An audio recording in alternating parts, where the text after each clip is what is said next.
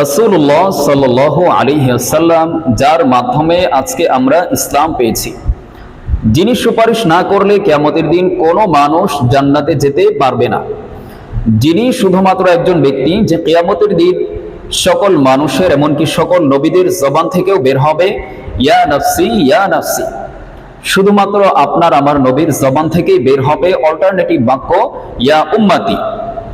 তো এমন একজন ব্যক্তিকে স্বপ্নে দেখার ইচ্ছে আকাঙ্ক্ষা কারি বানা আছে। তো আল্লাহর রাসূলকে স্বপ্নে দেখার আলামত কি, তাকে স্বপ্নে দেখলে চিনার আলামত কি, এই বিষয়টি নিয়ে আজকে আলোচনা করব আল্লাহ তৌফিক দাতা। প্রথমে আমরা জেনে নেব যে স্বপ্ন কত প্রকার এবং কি কি। দ্বিতীয়ত আমরা জানবো যে আল্লাহর রাসূল তাকে স্বপ্নে দেখার ব্যাপারে কি বলেছেন।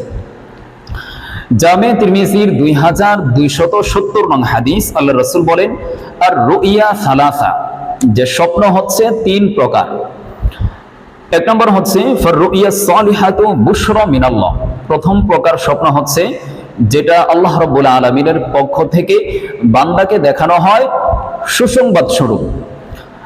দ্বিতীয় প্রকার স্বপ্ন হচ্ছে ওয়া রুইয়া তাহযীনুন মিনাশ শাইতান, দ্বিতীয় প্রকার স্বপ্ন হচ্ছে যেটা শয়তানের পক্ষ থেকে দেখানো হয়, যেই স্বপ্ন দেখলে পরে মানুষ ভীত সন্ত্রস্ত হয়ে যায়, পেরেশান হয়ে যায়।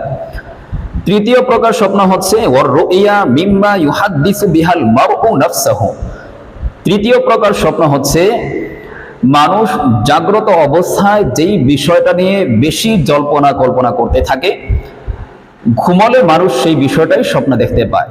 তো এ হচ্ছে তিন প্রকার স্বপ্ন। এবার আমরা জানবো যে আল্লাহর রাসূল তাকে স্বপ্নে দেখার ব্যাপারে কি বলেছেন।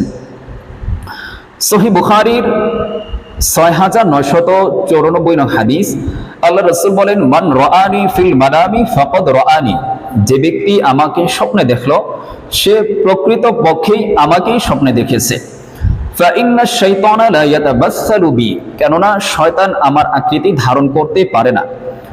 অর্থাৎ যে ব্যক্তি আল্লাহর রাসূলকে স্বপ্নে দেখেছে সে প্রকৃত পক্ষেই আল্লাহর রাসূলকেই স্বপ্নে দেখেছে।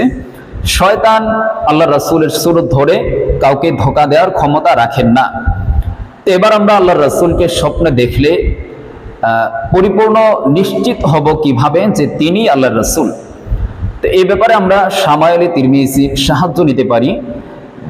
কারণ হচ্ছে শামায়েলে তিরমিজির মধ্যে রাসূলুল্লাহ সাল্লাল্লাহু আলাইহি ওয়াসাল্লামের পূর্ণাঙ্গ দেহের প্রত্যেকটা অঙ্গের আকার আকৃতি বর্ণিত হয়েছে।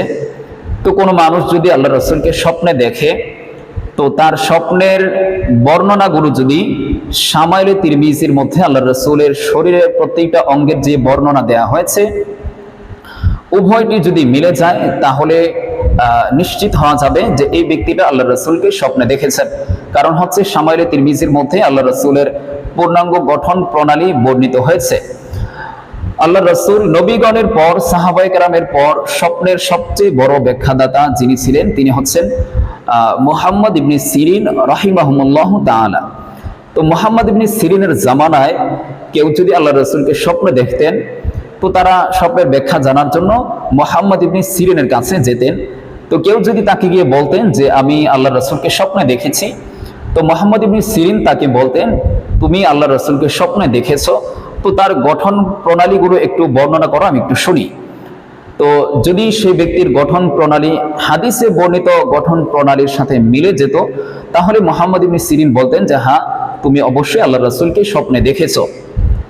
আর যদি কারো বর্ণনা হাদিসে বর্ণিত বর্ণনা অনুযায়ী না হতো যে আল্লাহ রাসূলের নাক কান মুখ সে কেমন দেখেছে, হাদিসে যেমন বর্ণিত হয়েছে তেমন যদি মুহাম্মদ ইবনে সিরিন যদি দেখতেন যে তেমন তো মিলছে না, তখন তিনি বলতেন যে না তুমি আল্লাহ রাসূলকে স্বপ্নে দেখোনি। তো এই হচ্ছে আল্লাহ রাসূলকে স্বপ্নে দেখার আলামত এবং চিনার আলামত। তাকে স্বপ্নে দেখলে চিনার আলামত হচ্ছে শামায়েলে তিরমিজির বর্ণনাগুলো। তো আল্লাহ রাব্বুল আলামিন আমাদের প্রত্যেকটা মুসলমানকেই যেন রাসূলুল্লাহ সাল্লাল্লাহু আলাইহি ওয়াসাল্লামের মতো ব্যক্তিকে স্বপ্নে দেখার তৌফিক দান করেন। এবং আল্লাহ রাসূলকে স্বপ্নে দেখার জন্য কি আমল আমরা করতে পারি, কি করলে আল্লাহ রাসূলকে স্বপ্নে দেখা যেতে পারে, এই ব্যাপারে বলবো যে যেই ব্যক্তিটা তার পুরো জীবনটা আল্লাহ রাসূলের সুন্নাহ মোতাবেক পরিচালিত করছে, যে ব্যক্তি তার গোটা জিন্দেগিটাই আল্লাহ রাসূলের সুন্নত মোতাবেক জীবনযাপন করছে, এবং সবসময় আল্লাহ রাসূলের উপর বেশি বেশি দুরূদ পড়ছেন, তো সেই ব্যক্তির মাধ্যমে আল্লাহ রাসূলকে স্বপ্নে দেখার সম্ভাবনা অনেকটাই বেশি রয়েছে। এজন্য আমাদের প্রত্যেকটা মানুষের উচিত আল্লাহ রাসূলের সুন্নাহ মোতাবেক জীবনযাপন করা এবং রাসূলুল্লাহ সাল্লাল্লাহু আলাইহি ওয়াসাল্লামের উপর বেশি বেশি দুরূদ পাঠ করা।